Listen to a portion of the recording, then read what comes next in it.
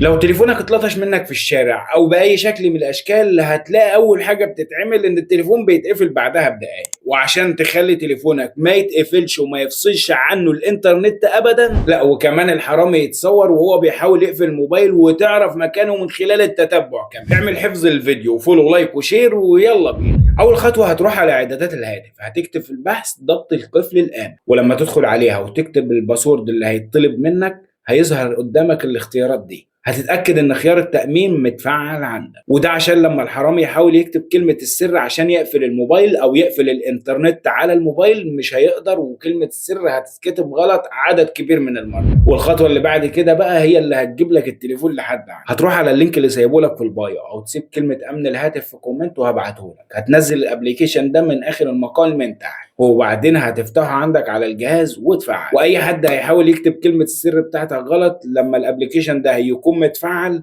الابليكيشن اوتوماتيك كده هياخد له كذا صورة ويبعتها لك على الايميل اللي مربوط بيه الحساب اللي انت عامله على الابليكيشن. وكمان هيبعت لك موقع الشخص اللي واخد الموبايل وبيحاول يفتحه كمان. وبكده هتقدر توصل للموبايل بتاعك بكل سهولة لو اتسرق. ما تنساش تعمل فولو لايك وشير وتصلي على النبي.